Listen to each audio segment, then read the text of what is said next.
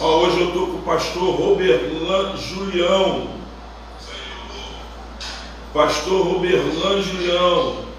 Acabou de entrar o pastor Leonardo Távora. Meu amigo vai estar comigo às 21 horas.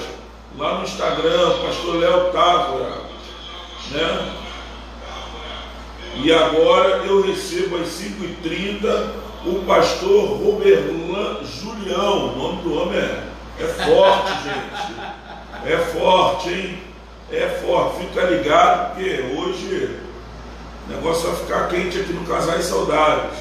Eu não vou passar a mão na cabeça do pastor Roberlan, até mesmo porque já me falaram que ele é bom. Oxi!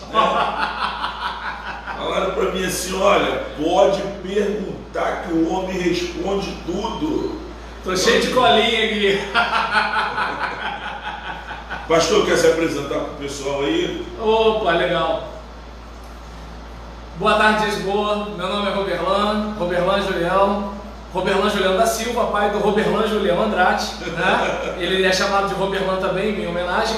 Casado com a Gisele Andrade do Nascimento Silva. O Silva é meu, tá legal? E eu estou muito contente de estar aqui a convite desse amigo para a gente bater um papo sobre uma família de seres humanos, gente que tem a Deus, mas gente que era gente, e a gente vai extrair lições da vida deles para aplicar nas nossas vidas, sem endeusá-los, mas também sem satanizá-los.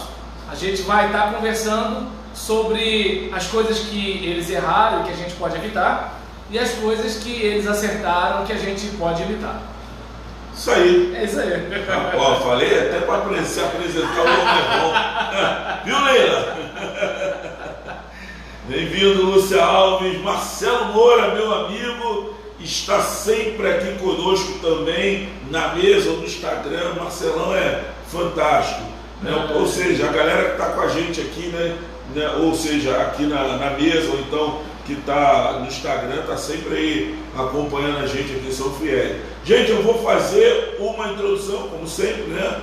Vocês sabem que eu faço essa introdução, pastor, fazer uma introdução aqui, uma pequena introdução sobre a vida de Jacó, e aí a gente inicia. Eu espero fazer essa introdução em apenas 5 minutos, né? Porque eu não quero tomar o tempo do pastor Roberlan. Vamos lá. Jacó Liso, agricultor, preferido de Rebeca. Gênesis 37:3. Ora, Israel amava mais a José que a todos os seus filhos, porque era filho da sua velhice. A história é nossa pedagoga ou nossa coceira. Quando nos aprendemos, né, quando nos prendemos, aprendemos com ela, né, quando aprendemos com ela, somos castigos. Quando não aprendemos com ela, perdão, né, quando não aprendemos com ela, somos castigados e repetimos seus erros. Jacó não aprendeu com o erro de seus pais, repetiu a transgressão deles. Teve muitos filhos, mas dentre todos demonstrou predileção por José. Isso isolou José de seus irmãos e abriu um poço de ódio no coração deles, a ponto de não suportarem sua presença. O resultado foi uma ação covarde com José. Jogaram-no no poço e depois arrancaram-no de lá para vendê-lo como escravo para o Egito. Ainda mentiram para Jacó, dizendo que ele tinha sido despedaçado por uma fera selvagem. Jacó chorou por José 22 anos, enquanto seus irmãos esconderam esse pecado e foram açoitados pelo chicote da culpa, sem qualquer descanso para a alma. Mesmo diante de uma providência tão carrancuda, Deus traçava um plano glorioso e mostrava nele sua face sorridente. José saiu de uma imunda prisão para se tornar governador do Egito, maior império do mundo. José abriu os celeiros do Egito para matar a fome do mundo e com isso veio a ser chamado Salvador do mundo. Deus transformou o que os irmãos de José fizeram contra ele em bênção, e isso foi a razão de toda a família de Jacó não perecer pela fome. Todas as coisas cooperam para o bem daqueles que amam a Deus. Então eu sigo aqui, né, Jacó e sua família. Jacó e sua família. Tá legal aí? Tá perfeito. Aí, que parece que... Ah não, tá legal. Parece que travou aqui. Deve ser por causa da máquina lá, mas a câmera tá assim. Tranquilo, né? Isso. Então tudo bem. Jacó e sua família, uma vez convertido e transformado, todas as provas e perseguições acabam, correto? Bom, sei lá, isso aqui é minha cola, né? Errado. Jacó cometeu erros tristes em sua vida, não dedicou a educação cristã para os seus filhos e sua família, entrou em decadência. Sua mulher, eu estava dando uma estudada, né? Há muito tempo que eu não estudo sobre a vida de Jacó, eu vi que ele cometeu praticamente o mesmo erro que Davi, né? Quase, né? Os seus filhos entram pela mesma, fazem praticamente as mesmas besteiras, né? Então, sua mulher cometeu idolatria e furto, sua filha Diná foi vítima de um estupro iniciado por um homem chamado Siquém, e seus filhos mais velhos, Rubem e Simeão, em prol de vingarem o estupro da irmã, mataram ao fio da espada todos os homens da família de Siquém e Levi. Seu terceiro filho teve uma relação incestuosa com a própria madrasta. Cara, coisa de doido, né? Então, a gente vê aqui uma família totalmente, né, doida. Este foi o preço que Jacó pagou por não educar sua família em Cristo: esposa, ladra, idólatra, filho estuprado, 2 filhos assassinos e um filho incestuoso. O que mais estava por vir? Bom, devemos dedicar tempo à nossa casa, evidente. Gênesis 35, 1, 7, você pode ler em casa.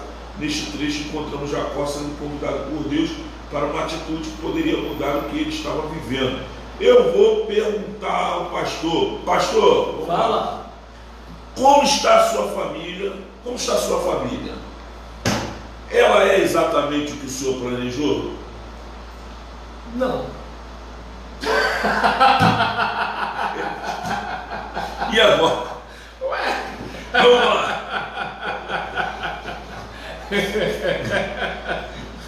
Bom que Gostei. Foi sincero. Essa daí foi boa. Bem-vindo, Gilberto. Bem-vindo, gente. Wellington Guerra. Bem-vindo, gente. Vamos lá, pastor. Diga. É isso aí. Eu quero que o senhor explique pra gente, né, essa situação aí. O senhor planejou uma família. Como é que ela está? Está bem?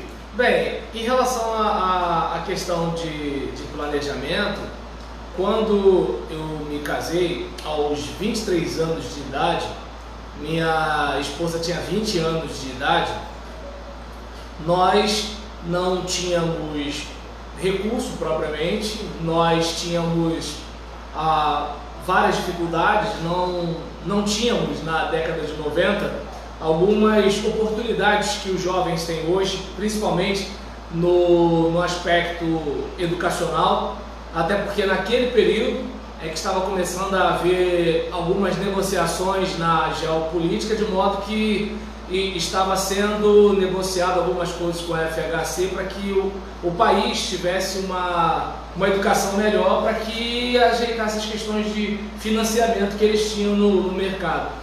E aí que acontece? Algumas coisas foram começando a mudar, né? Eu não acho que melhorou muito, mas aumentou o número de universitários. Então, assim, fizeram algumas coisas e tal, e a gente não tinha isso nessa época, né? Então, na época de 90, não era uma coisa muito comum pra gente, para a juventude da igreja. Em relação a trabalho, eu e ela, né, ela trabalhava numa farmácia, a Santa Rosa, que não existe mais, e eu trabalhava no Jornal do Brasil, que estava caminhando para ter uma queda, né, mas assim, na época eu achava que assim, eu estava na melhor empresa do mundo. E aí, nesse caso, até porque eu cheguei lá como auxiliar de serviços gerais e estava já na área de televendas, né, num espaço mais ou menos coisa de uns 3 anos. E aí eu pensei, bem, na época, o salário sem meta era 400 e pouco, 1996, né? Era 400 e pouco, batendo meta, dava coisa de 800 e pouco, 1.000 e poucos reais. Então, naquela época, eu pensei assim, posso casar. Só que 12 dias depois de casado, fui mandado embora. Nossa! Né? Então, assim, do plano a 1000 eu fui pro SUS, né? SUS credo, upa, esse negócio todinho. E aí, porque o pessoal agora fala, né, que o sistema de saúde, colapso, não sei o que lá, coronavírus, acho que essa gente nunca frequentou o SUS, porque assim, se ficasse nos corredores do hospital igual a mim, mas em relação a esse caso, a gente, assim, meu mundo caiu, né? Então, aí aquele caso, vender cartilagem de tubarão, Coca-Cola na praia, assim, fui dando meu jeito, dando meus pulos, né? E eu passei a dirigir uma congregação aos 24 anos de idade, com um ano só de casado, né? Gisele com 21, eu com 20. Não, era seminarista, mas o seminário na época não era bem visto pela nata, né, da denominação, porque o seminário era apenas de 2 anos. Depois, né, a coisa mudou e tudo tal, mas naquela época não era. Mas o pastor da segunda igreja em Vila dos Teles, ele me aceitou mesmo tendo na época o seminário era Boas Novas, só tinha 2 anos, né? E me aceitou para dirigir a congregação do DIC. Eu fui. E nesse período só aparecia emprego para ônibus ou mercado. E eu sabia que se isso acontecesse eu teria que sair da congregação e não teria mais como estudar, né? E aí eu fiz uma escolha, mas antes da gente se casar eu falei com a minha noiva, então eu falei, olha, Deus me chamou para o ministério, você tem certeza que quer caminhar com um cara igual a mim e tudo tal? Graças a Deus ela disse que queria, né? Mas assim, a gente vem penando, né, passando algumas dificuldades desde esse período. E nessa situação, a vida ministerial é um negócio meio que assim, hoje a gente está aqui, amanhã está lá, acontece um negócio, acontece o outro, uma porta abre, outra fecha, né? Por que eu estou perguntando, por que eu fiz essa primeira pergunta, pastor? Porque Isaac e Rebeca, antes da gente falar de Jacó, não tem como a gente não falar de Isaac e Rebeca, seus pais, não é isso? Então, Isaac e Rebeca tinham tudo para dar certo, né? Engraçado, né? Isaac era jovem herdeiro de uma grande fortuna, de um futuro espiritual glorioso. Era um homem que temia a Deus. Rebeca era uma jovem fiel a Deus e tinha todos os dotes desejados. Era bonita, trabalhadora, prestativa, amada, decidida e recatada. Os dois tinham virtudes e muitas delas podem ser observadas por todos nós.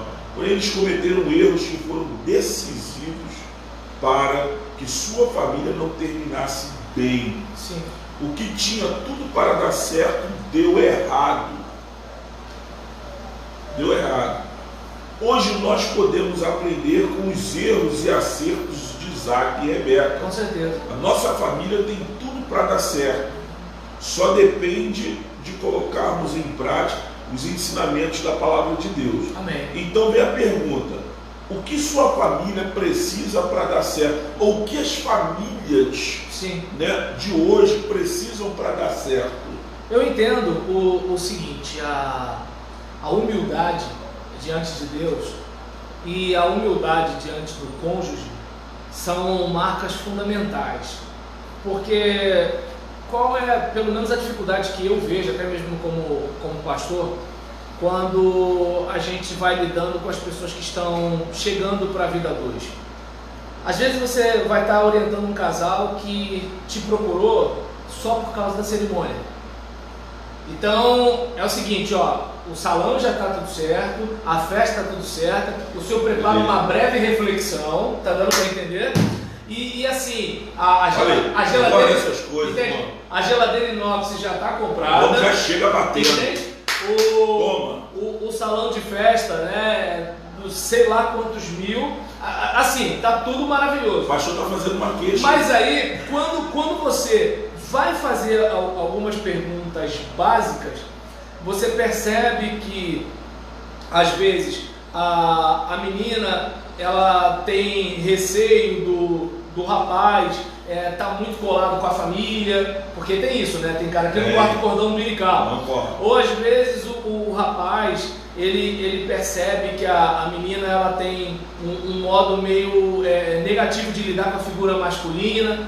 E aí quando você está batendo aquele papo ali, aí dá vontade de você sentar na calçada e chorar, porque você fala assim, peraí, agora Primeiro que é o seguinte, essa conversa tem que ser uma conversa lá atrás. Segundo, que, peraí gente, ninguém vai tirar o pai da forca. Se for o caso, espera, adia, Isso. remarca, tá dando para entender? Ou seja, alguma coisa do tipo, mas não, tem que ser. E aí, qual é a parte que complica? A gente, basicamente, até porque a nossa sociedade é bastante erotizada, então a gente tem uma fixação com a intimidade física. Só Sim. que é o seguinte, a intimidade relacional é que é um bicho.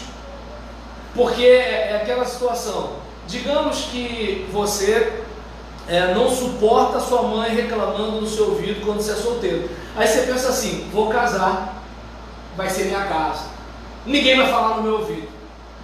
Só que você não sabe se a sua namorada vai falar pra caramba igual a sua mãe. E aí você vai fazer o quê? Dado o caso da mãe, você saiu de casa para casar. E agora, tu vai sair de casa de novo? E aí nessa situação, ou seja, não tem intimidade relacional.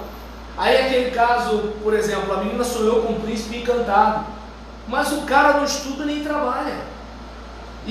Vai começar a ter... Entende? Ou então, de repente, ele é até um cara que trabalha, mas ele não chega junto em casa. É tênisinho caro, perfume caro, tem isso, tem aquilo outro. Só que é o seguinte... Ele ainda não assumiu o compromisso de pai, aí pensa bem, responsável. cara, é que nem eu falo com as pessoas quando elas mudam de igreja. Quem você é, você leva para onde você for. Isso. Então o que acontece? Aí nessa situação, o que eu observo, né, nessas situações que a gente vive hoje, a questão da humildade diante de Deus e diante do cônjuge, é porque é o seguinte, peraí, eu posso saber um monte de coisa, mas não sei tudo. Senhor, sonda o meu coração. Eu tô com pressa de casar só porque eu quero dar uns amassos na menina? Tá dando para entender? Eu tô com pressa de casar porque eu não suporto o meu pai. Eu tô com pressa de casar porque eu já tô com mais de 30 anos. Eu tô com pressa. Qual é o motivo de eu querer tanto casar a ponto de não parar para pensar se eu estou construindo uma casa sobre a rocha? Então eu percebo que assim, as pessoas elas não terminam mal porque... Entende? Porque... Na verdade começou mal. Isso, porque acontece, a burdoada, todo casal vai ter. É como, por exemplo, eu acabei de dizer, a gente com 12 dias, e a gente está indo para 23 anos. Então o que acontece? Assim, por exemplo, observa bem como é que são as coisas. E a gente, é interessante, né? Porque às vezes a gente está indo para a congregação, tá boiando um cara no Rio, com 1 ano de casada, a menina com 21, eu com 23, tá com 24, né? entende? Sim, claro.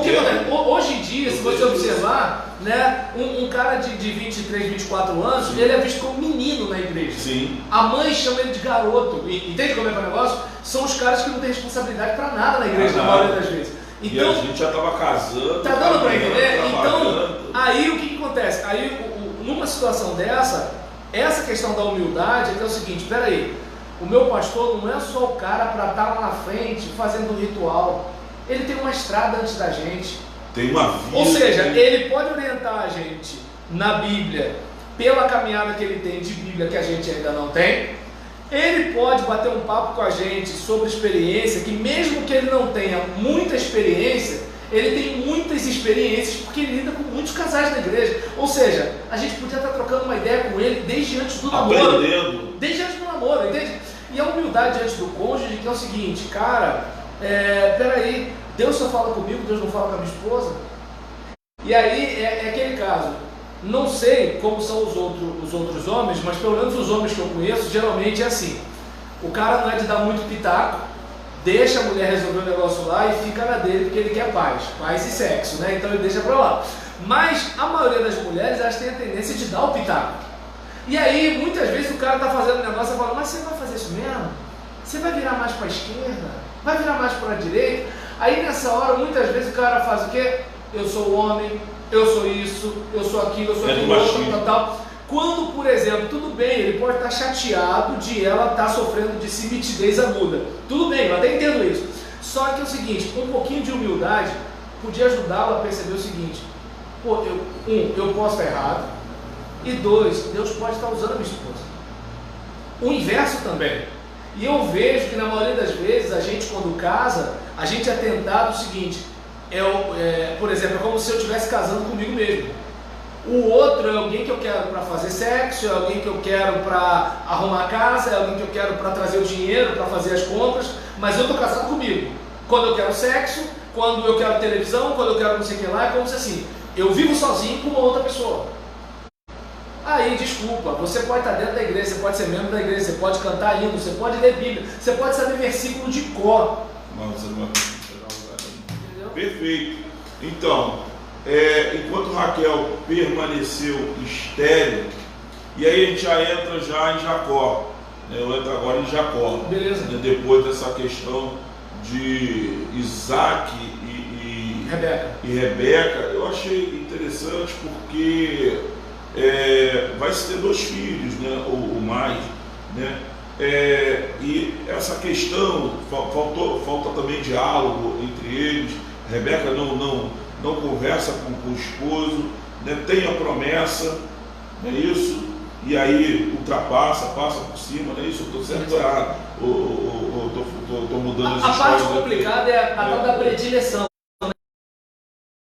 Igualmente. Eu vou chegar lá, essa parte. Eu acho que a gente vai conseguir chegar nessa pergunta aí. Mas aí a gente chega aqui, eu chego em Rebeca e em Raquel, e a gente vê que Jacó, né, casa, a gente tem toda aquela história dele, né, com Raquel e Lia, né? Lia? Raquel e Lia, né? Irmã dela. E as concubinas Bila e Zilpa. Mas Raquel era estéril, Lia, né, deu à luz ao filho primogênito de Jacó, chamado Rúben. Seguiu-se o nascimento de seus 11 filhos de Lia, Raquel e suas 2 servas. Esses filhos seriam os primogenitores das 12 tribos de Israel. A minha pergunta é a seguinte: como aconselhar e lidar com a sua amada quando esta não consegue engravidar? Eu me sinto muita vontade para falar sobre isso, porque apesar de nós termos 22 anos de casado, nós temos um filho de 2 anos. Imagina como é que é a minha vida com 46 anos de idade com um moleque de 2 anos em casa, né? 2 anos? 2 anos. Nossa! 2 anos. E aí, nesse caso, por exemplo... Leonardo Iraguchi. Jesus. Mestre. E aí, tá sempre aqui com a gente também. Ah, legal. Mestre, professor de seminário. Ih, Jesus, tem gente nesse nível aqui. Oh, meu Deus, esse garoto aí é fantástico. Aí, nesse caso, o que acontece? A gente, por exemplo, quando se casou, eu até brincava dizendo que eu queria ter 11 filhos. Poxa, exatamente. Eu não sabia como era que era pô. Era mole que era 11, né? É fácil. Aí nesse caso, o que aconteceu? Os primeiros anos, obviamente, a gente tinha decidido não ter filhos porque a nossa vida era uma vida difícil, né? Era uma vida puxada. E aí onde é daquela questão do planejamento, assim. Dentro do que a gente podia decidir, a gente sabia que não dava para ter filhos. E aí, até que chegou os 10 anos de casado, e a gente percebeu o seguinte: olha, a situação financeira não melhorou, mas a idade está chegando e daqui a pouco, assim, dinheiro a gente tem até os 90 anos para ter, filho não. Então a gente pensou, vamos ter filho assim mesmo. Só que aí nada. E aí passou 11, 12 anos, 13 anos, e aí nessa situação o que aconteceu? Ela procurou médico e tudo tal, até que a médica chegou para ela e falou para ela conversar comigo. E aí eu fui procurar, eu tinha um problema de varicocele, fiz uma cirurgia e depois de 3 ou 4 anos mais ou menos, quando eu nem esperava mais, minha esposa engravidou. E aí, qual é a parte complicada nesse processo? Ninguém olha para mim, né? Todo mundo acha que é ela que tem problema. Sim. Então, toda vez, já teve situações, até mesmo, eu lembro de uma situação que eu fui pregar numa igreja, e aí nisso, o pastor não sabia do nosso problema, e falou, eles têm 15 anos de casado e ainda não tem um filho, olha, vamos arrumar uma criança e tudo tal. Só que assim, ele falou na boa intenção. Só que qual foi o problema? O problema todo é que assim, nesse caso, que assim, pra gente era um negócio caro.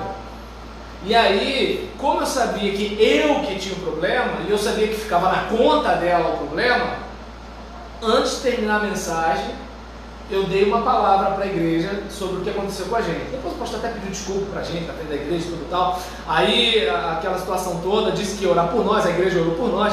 Mas assim, onde eu quero chegar com isso? Eu entendo que a parte mais complicada não é o estigma, a parte mais complicada não é a reputação, a parte mais complicada é até que ponto você é alguém que pode declarar: o Senhor é aquele que me pastoreia e eu não vou sofrer carência nenhuma. E aí onde está a questão? Está dando para entender? Porque é o seguinte: tudo aquilo que eu não tenho, Deus é para mim. E aí, aquele caso, e uma coisa que, por exemplo... Isso aí.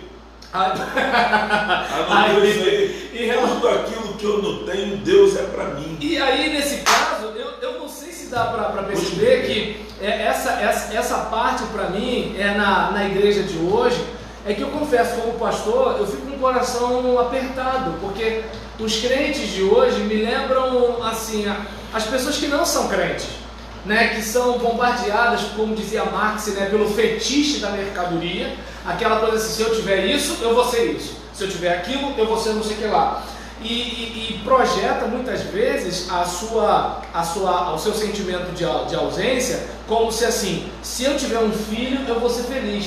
Aí legal, aí o filho vai para a boca de fogo, e aí? Ou então o filho é atropelado, o filho tem leucemia. Como é que você vai pegar a sua alegria e projetar e botar esse fardo nas costas de uma nova vida? O meu filho vai ser quem ele for ser. Eu quero ser pai, eu quero amá-lo, pegá-lo no colo, abraçá-lo, dizendo que eu amo.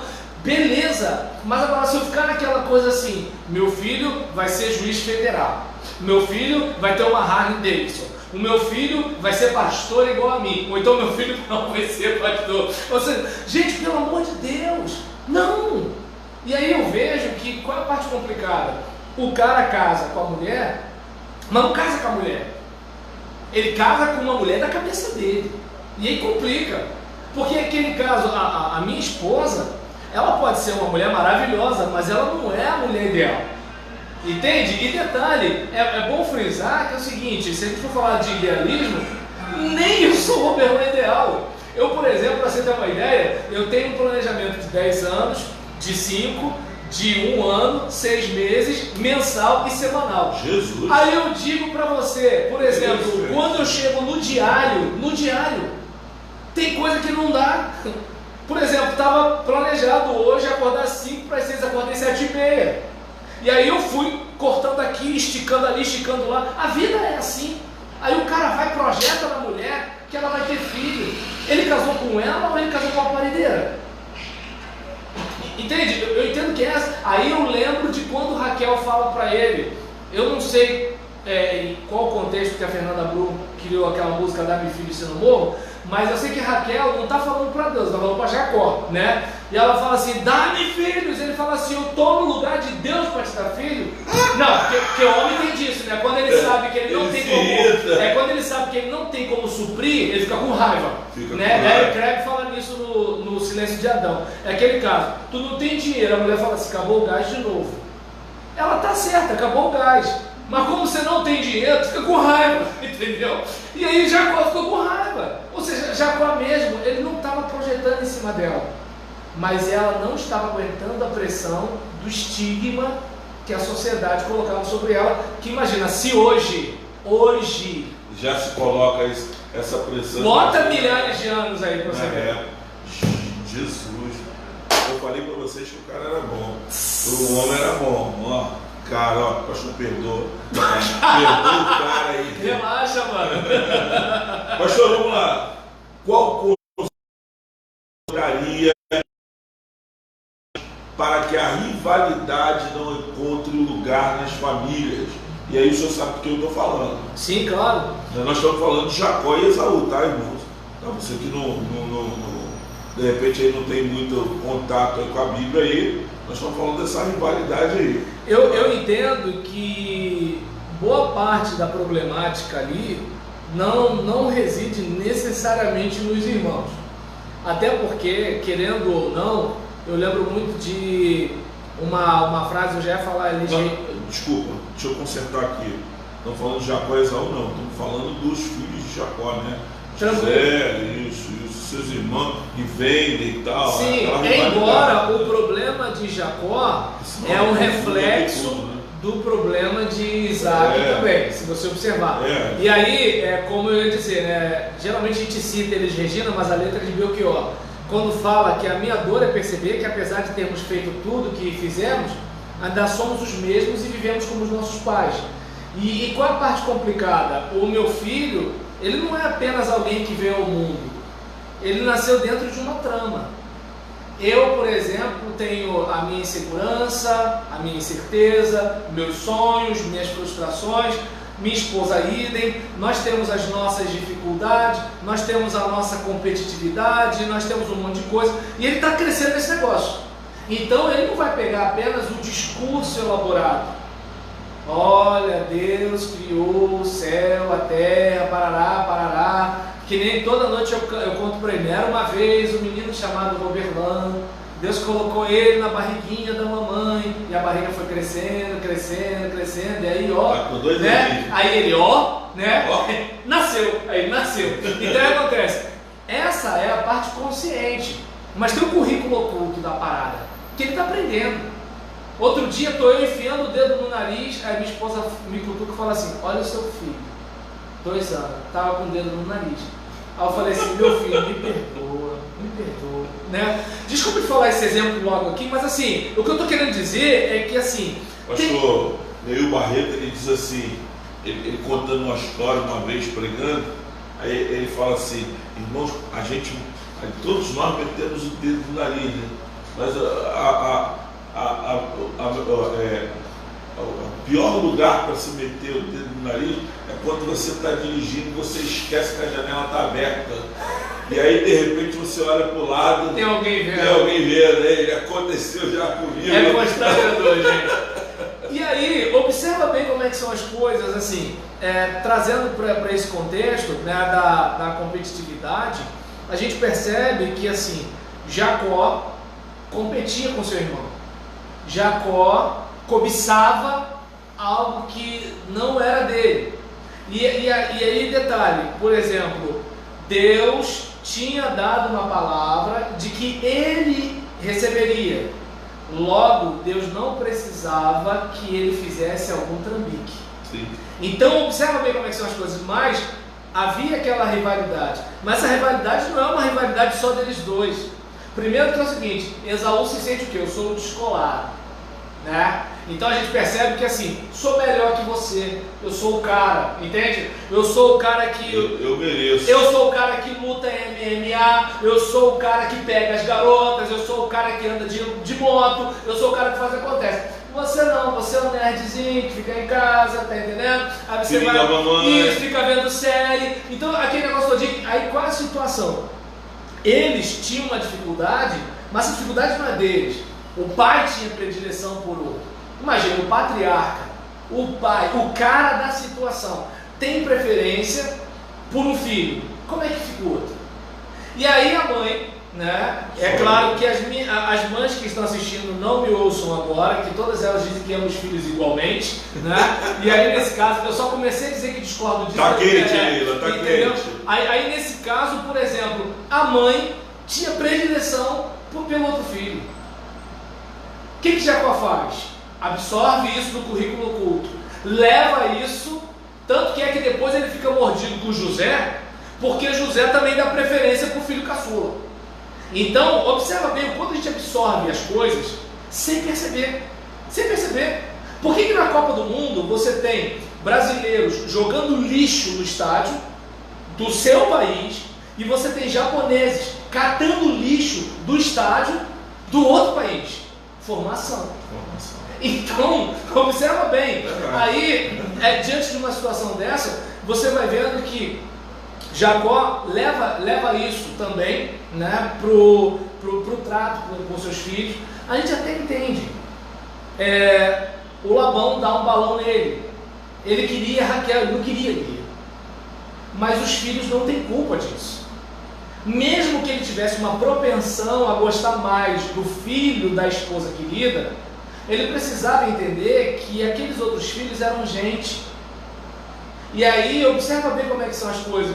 É muito fácil você ficar com bronca dos irmãos de José e ver José como o coitadinho da vez. Mas agora, quem arrumou aquele problema não foram os irmãos de José. Os irmãos de José, eles reagiram àquele estímulo. Não estou dizendo que eles não poderiam ter feito outra escolha. Só estou dizendo que, assim, eles reagiram. Já estava com o campo para trás, né?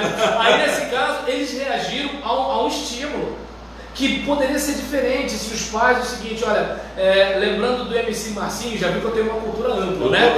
Nem melhor, nem pior, apenas diferente.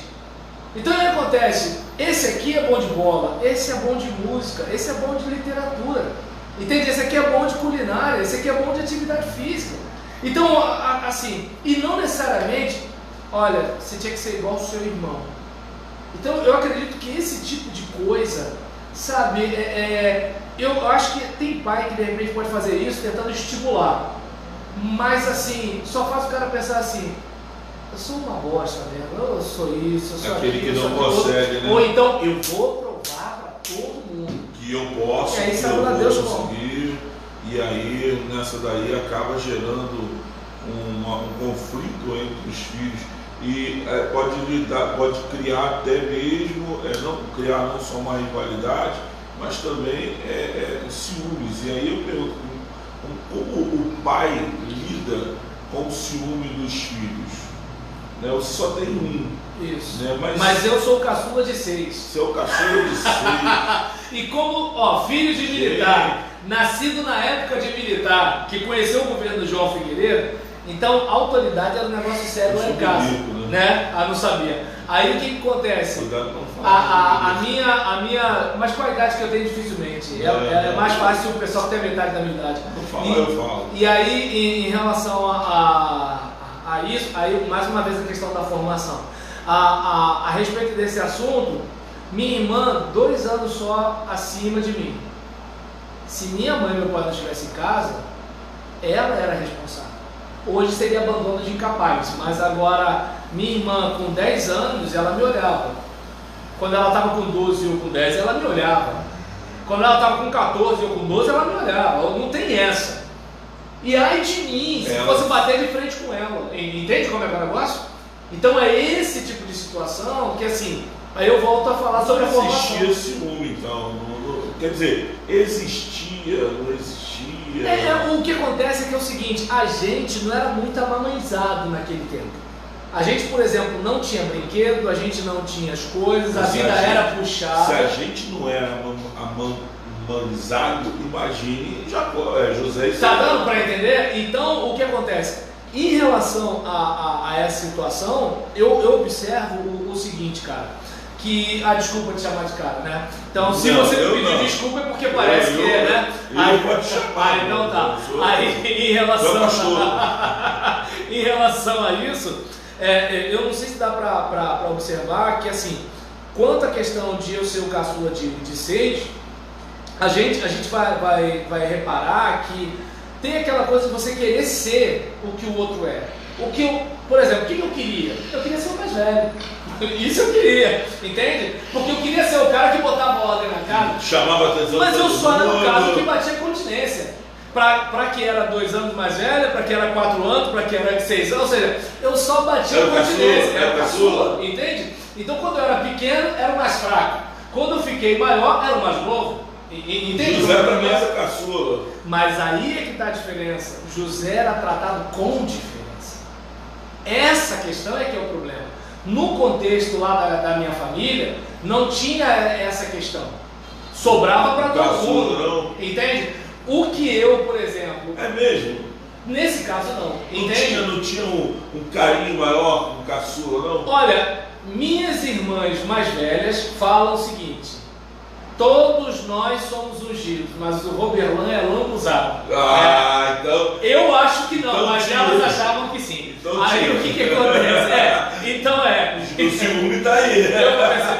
Então é um tipo de situação, mas o que eu percebi ali? Que eu tinha que atender aos mais velhos e os mais velhos tinham que tomar conta de mim.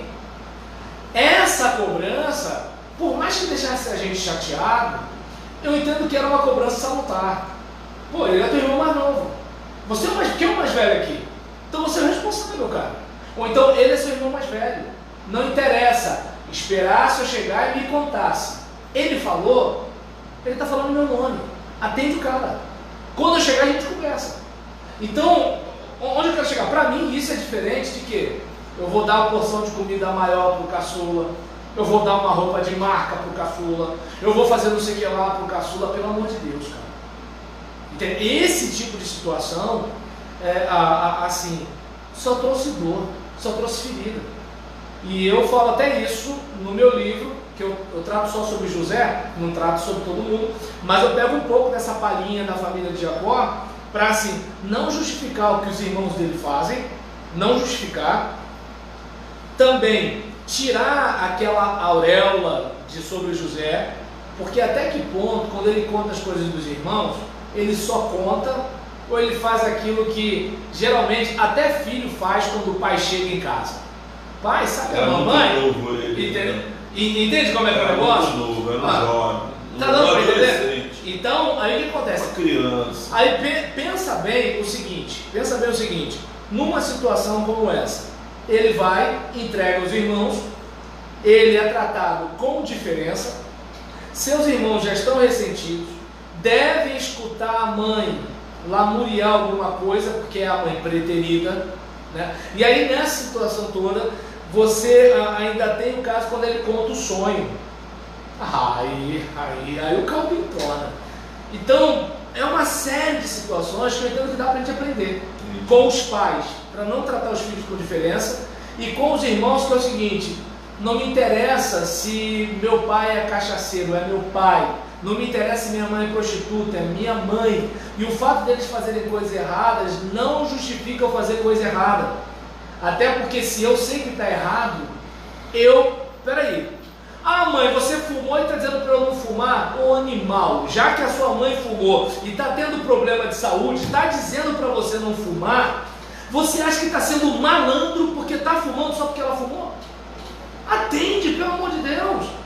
Ela acabou com o pulmão dela, você acha que você tem que... E ela está te dando bizu, cara. Entende como é que é o negócio? Está te mostrando. Por isso, obedecei vossos pais, porque é justo, eles chegaram primeiro, tomaram o bordoado da vida. É aquele caso, minha mãe tem vários filhos, é o cadinho de um, cadinho de outro, tudo tal. Aí ela tá me dando dica, namora direitinho, tudo tal. Quem é a senhora para me julgar? É burro. Eu sou aquela que já quebrei a cara várias vezes. Pô, cara, tu tá tendo essa infância, essa adolescência difícil por causa disso. Tu vai pegar o mesmo caminho? É burro. A Leila está falando assim, verdade, hoje com 18, 20 anos, acham-se novos para a responsabilidade. Aí eu volto a dizer, por exemplo, na minha infância, eu lembro que com 8 anos de idade, Rua Genaro Lomba, no centro de Caxias, Rua da Antiga Lubene, Magal, né? E aí nisso, do Safradisco.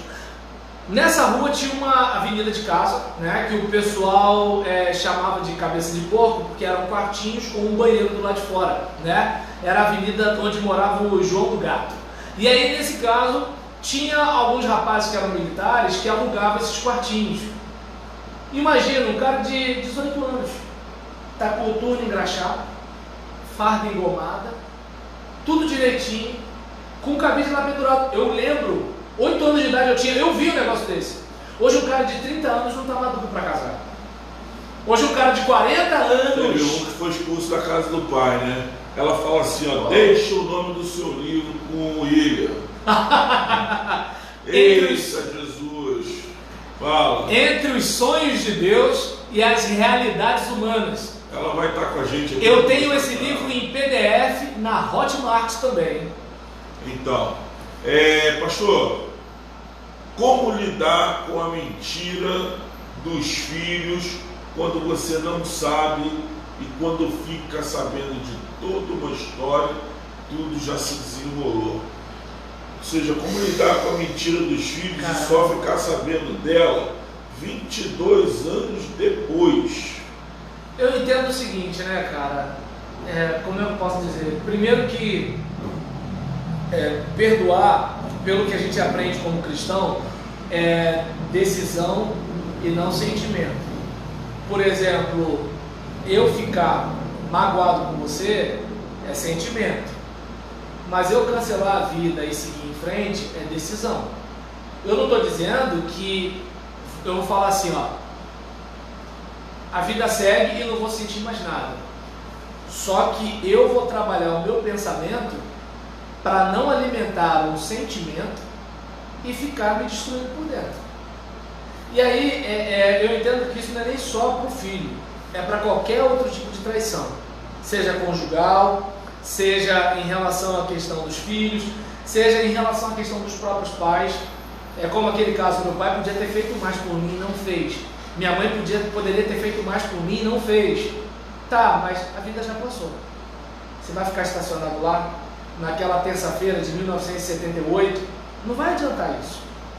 Então eu entendo que, caramba, não devia ter feito, mas a vida segue. E eu entendo que assim... E José dá esse exemplo. Exatamente.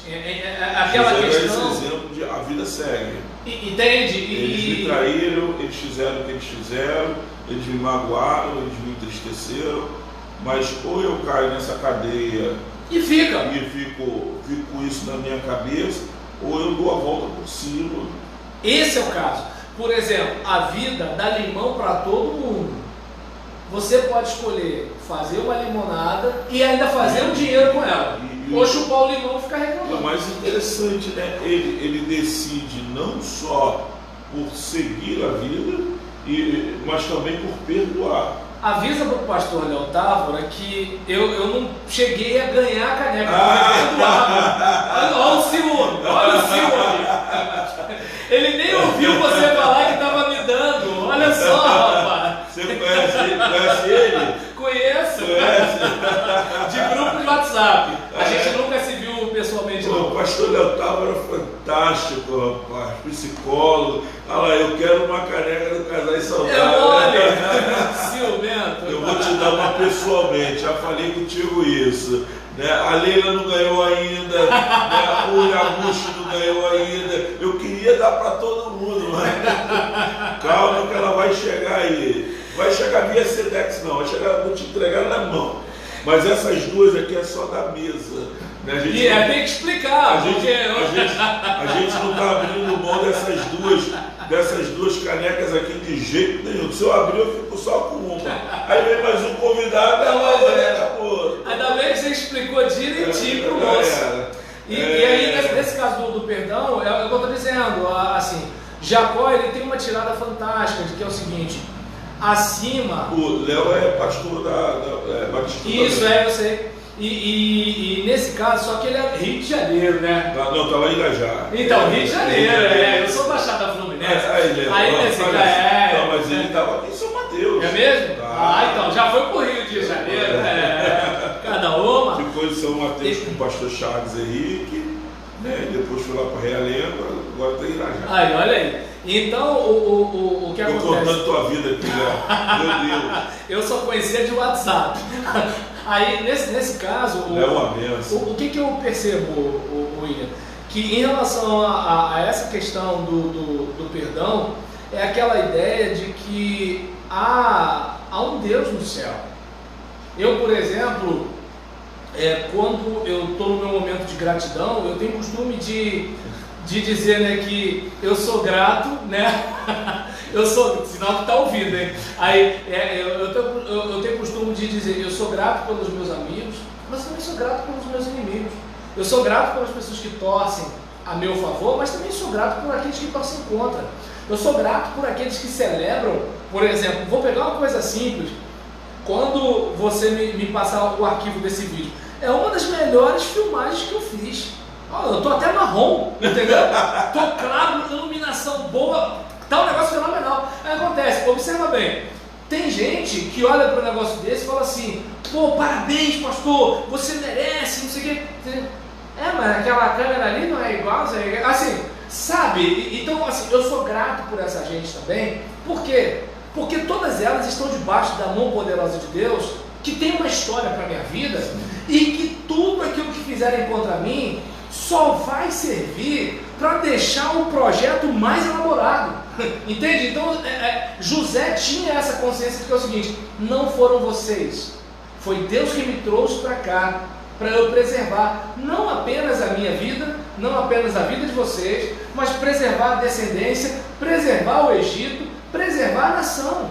Então é essa coisa que é o seguinte: é importante a gente olhar e verificar que a história da nossa vida, seja por exemplo um maltrato, um abuso, uma indiferença, seja o que for, tudo isso é útil, pelo menos no meu caso, até mesmo para o ministério.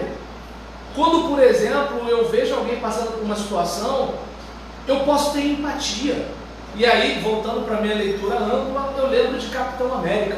Quando o camarada vê aquele cara magrinho, já citou Marcinho, já citou Belchior, agora é Capitão América.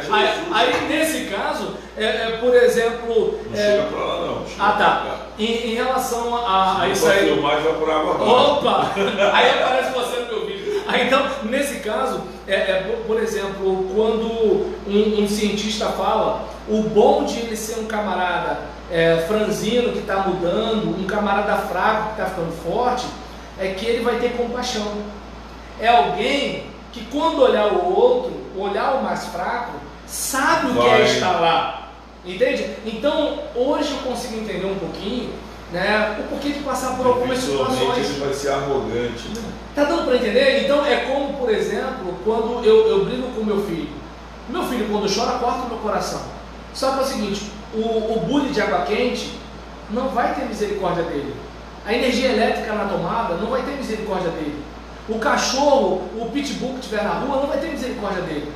Você quer dizer com isso que José perdoou os seus irmãos porque ele já um dia foi fraco como seus irmãos estavam fracos naquele momento? Eu entendo, no final, claro que eu não vou dizer que José é calvinista, mas assim, porque tem gente que vê comunismo em Jesus, gente que vê calvinismo no Antigo Testamento. Aqui, você fez toda essa comparação muito bonita, eu gostei disso. Porque ele sabe o que é estar do outro lado. Exatamente. E tem... A gente aprende aí, né? Agora que eu sou governador do Egito, eu posso acabar com vocês, que foi o que os irmãos dele pensaram. Fizeram. Por quê? Porque quando eram os irmãos mais... Aí eu lembro de uma frase... Era mais forte, era isso. Minha falecida mãe tinha uma frase que dizia: o mau julgador por si julga. Então é aquele caso... Vou escrever para você: o mau julgador por si julga. E aí, é como, por exemplo, quer ver uma coisa interessante? Tem aquelas pessoas que acham que o pastor tem a vida boa, que ele não faz nada para ninguém, que ele a vida dele é ficar dormindo e comendo, e chega lá de noite, abre a boca e começa a falar. Aí, sabe o que a gente percebe? Que essa pessoa, se fosse pastor, viveria assim. Então ela acha que pastor é assim. Ela não sabe o que é, de repente, um pastor ficar até meia-noite, 1h da manhã atendendo alguém. Todo dia tem que ir no enterro, mesmo uma sem querer ir. Diferente, cara. Mesmo sem querer ir. Imagina, eu estou outro dia, vou pregar porque existem açoites e açoites. Eu falei: para tudo. Açoites e açoites, como é que é esse grau de açoite depois da morte? Aí tudo, dá nó. Então o que acontece? É um tipo... Não preguei essa mensagem. Aí, em relação a isso... Eu não sei se dá para perceber que assim, o cara, como ele é um malandro, ele é um preguiçoso, ele, por exemplo, trabalha porque tem que trabalhar, não tem paixão pelo que ele faz, ele acha que o pastor é igual a ele. Ou então, por exemplo, o pastor que acha que o cara vai dar uma rasteira nele. Ah, sim, entendi. Você acha, né? É que nem a mulher que pega o marido da outra, aí depois que ele está com ela pensa que alguém vai fazer a mesma coisa que ela fez. Então é um tipo de situação que assim... Os irmãos de José pensaram: ele agora está tendo a chance que a gente teve. Ele agora tem mais poder do que a gente tinha. Ele agora vai fazer muito pior do que o que a gente fez. Só que José não era igual a eles. E José conseguia ver um plano, alguém maior. E aí, tá dando para entender? É aquela questão de que é o seguinte: o que eu aprendi com as pessoas que me perseguem, ou que me odeiam, ou que me fazem mal? que essas pessoas, elas acham que eu sou a causa da infelicidade delas. Então, ou seja, elas ainda não perceberam que elas são infelizes. E elas só estão colocando o meu rosto nesse problema. Quando eu sair do circuito, elas vão eleger outra pessoa e vão viver assim até o fim da vida. E aí eu pergunto, vale a pena eu carregar a minha vida com esse negócio? Não, eu vou dar graças a Deus que eu saí do caminho dessa raça. Deu para entender? Então José, ele tem aquela ideia de que é o seguinte, olha, eu faço parte de um plano. Entende? Eu faço parte do plano. Gente, pastor Léo, estou igual aos filhos de Jacó, com o senhor. Faz isso não, mano. Bem-vindo, Anderson Alves. Leila, obrigado. Aleluia. E eu vou para a última pergunta. Eu tinha mais duas, vou fazer só mais uma. Ah, perdão, me estendo, né? Rapaz. Olha, eu sou 45, pastor, a gente, né, começa 5h30, 1 hora de live que a gente faz, né, mas aí a gente, como começou, a gente sempre começa 5h40, a gente vai até 40, né? Perfeito. Então 45, a gente está passando 5 minutos. Se o senhor for rápido nessa pergunta aqui, beleza, dou 2 minutos para o senhor nessa daqui e 2 minutos na outra. Resposta 3 de. para um, 3 para outro. Resposta de dura de polícia. Não, tem mais Vamos duas lá. perguntas.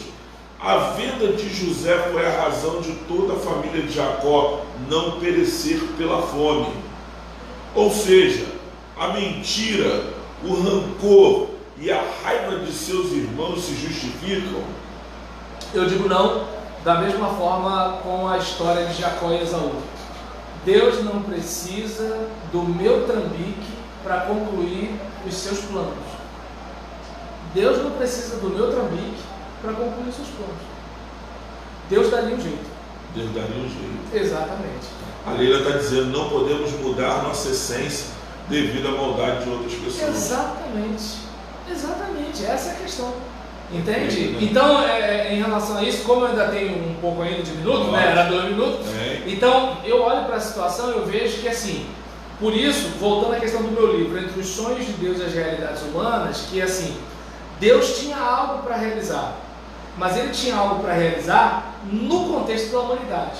E no contexto da humanidade é mais ou menos assim. A gente tem, por exemplo, um oftalmologista que percebe que há uma composição nova de vírus, e aí ele começa a alertar a nação, ele é ameaçado, ele é preso, morre contaminado com esse vírus, que todo mundo nega que existe, e aí nessa brincadeira, quando ele descobre, o vírus já está avançando lá, e aí ele é preso, ele morre, no final do ano, depois dele ter descoberto, depois dele ter sido preso, depois dele ter sido morto, que o governo chinês diz que, existe coronavírus, nova versão.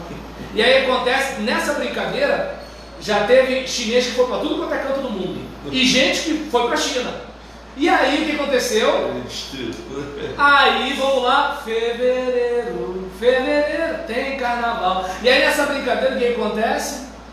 A gente tem isso daí. Observa bem que assim, essa é a nossa realidade. Esse é o mundo que a gente vive. Essa é a humanidade onde o povo de Deus vive. E a gente precisa entender que bem sei que tu pode e nenhum dos seus planos pode ser frustrado. Deus tem um plano para realizar na minha vida, nesse contexto. Perfeito. Eu termino perguntando, é possível a família começar bem e terminar mal?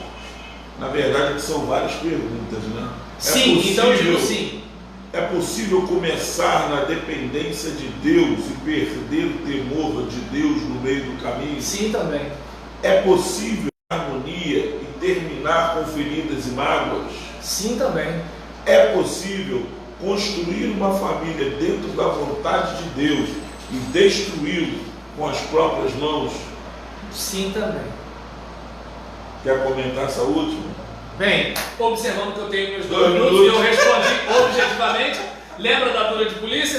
E aí nesse caso, você não pode florear muito não. E aí em relação a esse caso, o que eu, por exemplo, observo aqui? Que a gente, diante... Pastor Josimar, graças a Deus, pastor Josimar, obrigado. Prazer ter o pastor aqui. Inclusive, o seu nome está na nossa lista. O senhor veio aqui conversar com a gente também. Em breve estarei entrando em contato. E aí, por exemplo, em relação a essa questão, eu... Pastor Josimar, pastor da Igreja Batista Memorial. Exatamente. E em relação a... Nós fomos membros da mesma igreja.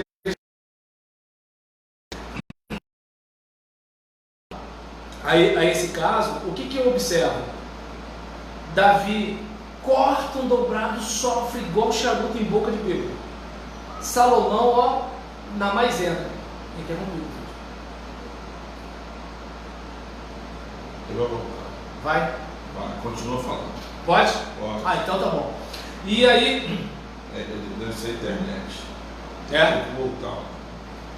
Então, a gente, por exemplo, vai observar que Davi, ele sofre igual charuto em boca de bêbado. Salomão já está naquela situação do tipo, olha, é só céu de brigadeiro. Bicão para frente até o juiz apitar. E aí eu lembro de uma palestra que eu assisti, que o tema da palestra era terminar bem. E aí nessa situação, o que acontece muitas vezes com a gente? Paul Tillich, não dos teólogos muito queridos dos conservadores, mas eu gosto dele, que ele fala sobre liberdade e destino. E diante dessas duas palavras que parecem contrapostas, a ideia de que eu plena, total, mas eu tenho uma liberdade que, devido à minha vontade, eu tomo algumas decisões, e essas decisões elas vão trazendo consequências. De certa forma, por exemplo, eu sou negro, pobre, Baixada Fluminense. Aparentemente eu tenho destino, mas eu tomo decisões. Eu vou para a boca de fumo ou vou distribuir panfleto? Eu, por exemplo, vou trabalhar de dia, estudar de noite, ou vou ficar o dia todo vendo Netflix? Então, ou seja, eu, dentro de algumas coisas que me cercam, eu tenho decisões, eu tenho responsabilidade, e eu escrevo a minha história. E aí, nessa situação, Davi tinha tudo para dar errado. A única coisa que Davi tinha era a promessa. Salomão também tinha. Só que Salomão, o que aconteceu? Eu vou fazer as articulações políticas, porque o rei de lá não vai brigar comigo se eu estiver casado com a filha dele. Só que é o seguinte, pensa bem, se uma mulher é o suficiente para influenciar um homem, imagina a minha. E aí, nesse caso, observa a seguinte situação. O camarada de decisão em decisão, de passo a passo, e aí uma coisa que eu guardo no meu coração: saúde, miséria, prosperidade e doença, não é uma coisa que a gente tem da noite para o dia, é passo a passo. Então eu entendo que assim, são coisas simples. Eu te amo, com licença, por favor, me desculpe, obrigado. Vamos orar juntos, eu estava errado. Pô, não estou legal. Tem como a gente conversar isso depois? Olha, eu estou muito chateado agora. Desculpa, mas eu estou com raiva de você. Então não é a melhor hora para a gente conversar. Só que o que a gente faz? Máscara. Aí o que acontece? Eu não vou aborrecer a mulher, porque se eu aborrecer a mulher eu fico sem sexo. Aí eu vou só acumulando até o dia que eu estouro, entende? E aí a coisa fica pior. Aí, por exemplo, a esposa, eu não vou tirar a paciência dele, ele está nervoso, ele está preocupado, ele não aguenta a crítica, e não sei o que, não sei o que lá. Até que chega um dia que assim, ela solta tudo de uma vez. E até esse dia acontecer, a gente vai amargando, vai amargurando, a gente vai magoando, a gente vai ferindo, fazendo ironia, dando alfinetada. E aí, aqueles 10 anos são 10 anos se arrastando. Então eu entendo que é aí que está a questão. Agora, se a gente tiver aquela consciência, como eu falei, de humildade, né? Por exemplo, pô, cara, tu vai começar a namorar, pede dica logo agora, casou, conversa, ouça mais o seu cônjuge, tá dando para entender? Então, esse tipo de situação é que eu acredito, sabe, que poderia fazer a diferença, e que José, graças a Deus, percebeu esse lance. Por isso, ó, opa, Deus me abençoou aqui e eu me esqueci do que ficou lá. Perdoei meus irmãos. Meu pai, por exemplo, preferiu celebrar a minha vida do que amargurar a mentira dos meus irmãos. E aí você vê o que? final feliz. Final feliz. Então eu pelo menos penso desse jeito, né? Assim, não vai adiantar eu ficar com mágoa de você, com bronca de você, ressentindo a dor que você me causou. E isso eu trago para a vida 2. Ou na vida 2 a gente não magoa e não é magoado. Só que é o seguinte, a minha esposa pode ter me ferido, mas eu também a feri. E detalhe, minha esposa não é perfeita, eu também não sou perfeito. A Leila fala que são duas pessoas diferentes tentando dar certo. E detalhe, homem e mulher, gente. É isso, Leila? Homem e mulher. Homem e mulher. Não somos iguais. Né? Então, eu pelo menos assim, fecho, né, com essa palavra de que assim, da mesma forma que quem começa bem tem tudo para dar errado, eu não sei quem é o autor da frase, queria muito que fosse minha, você que gosta de citar, eu não sei de quem é a frase, mas de que todo santo tem um passado, mas todo pecador tem um futuro. Então eu acredito que é o seguinte, seu casamento pode estar no pior inverno da sua vida, mas eu acredito que depois do inverno tem uma nova primavera. E eu acredito que onde abundou o pecado, superabundou a graça. Glória a Deus. Eu creio que para cada dia de vergonha, Deus tem dupla honra. Aleluia. Eu creio que a glória da segunda casa será maior que a da primeira. Eu não faço a mínima ideia de como está o seu casamento. Eu não faço a mínima ideia de como seu pai ou sua mãe lhe tratou. Eu não faço a mínima ideia se o seu filho lhe decepcionou ou lhe honrou. Eu só sei de um negócio. Seja grato, olhe para frente, confie em Deus e cancele as dívidas, porque se as pessoas lhe fizeram sofrer, ressentir é decisão sua, e ninguém que nos faz mal merece o nosso sofrimento. Amém? Não, pensei que tinha que ser igual, né? Não, aqui na verdade é assim, rapaz, que depois a gente mete álcool gel aí, então também faz igual o outro lá na igreja, outro dia lá na live, lá, meteu gel aqui no cabelo, fez tudo. Gente, é isso aí, eu termino, né, com o pastor Roberlan. A Leila falou alguma coisa que mais passou, depois ela falou, né, exatamente caminhando junto. Então, eu agradeço, né, a todos que estiveram conosco até agora. Louvo a Deus pela vida de vocês. Nossas lives têm sempre passado 20 minutos, 30 minutos. Isso é sinal de que está bom, né? O bate-papo aqui. Espero que quem está do outro lado também esteja, né, gostando. Então, eu ganhei do pastor Roberlan a revista.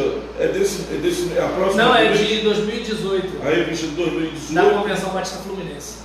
Então, pastor Roberlan, fruto do Espírito, foi eu que ganhei, tá? Desculpa. Então, show de bola. Eu guardo essas revistas todinha.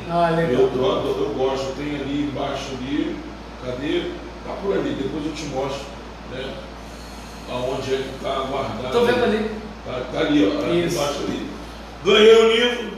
Leia lá, você quer o livro. Mas... Tem na Hotmart em PDF. Roberlan Julião, Palavra Simples, na Hotmart. Entre os sonhos de Deus e as realidades humanas. Eu vou pedir a ele o endereço aqui, e aí, vou botar aqui o endereço aqui, pastor. Entre os sonhos, livro. Entre os sonhos de Deus. Opa, cadê onde eu estou? Livro. Entre os sonhos de Deus.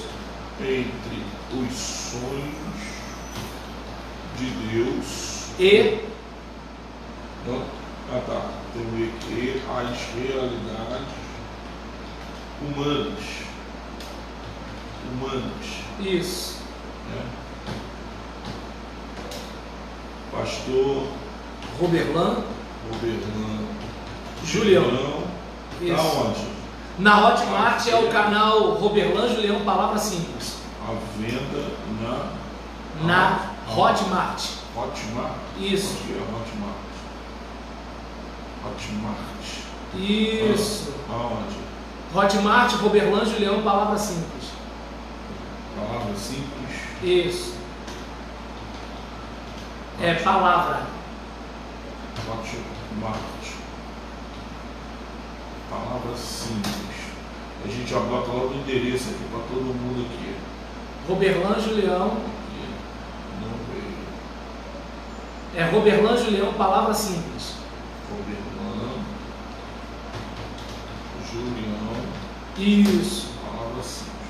Aí esse é o curso, é o canal, outro curso. Deixa eu ver.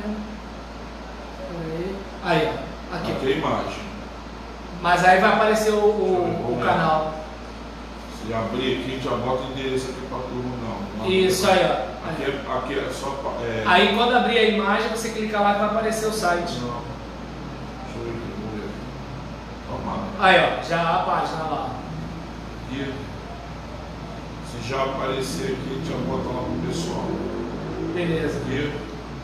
Esse é um pastor pra quê? Aí, deixa eu ver, onde está o meu nome? Cadê o meu nome? Deixa eu ver.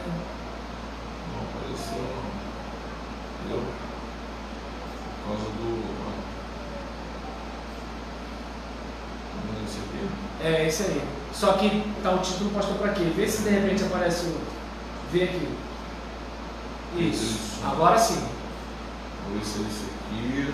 Beleza. Colocar pra tudo. Foi ele mesmo. A gente já copia aqui. Instruções, a realidade. É esse aqui?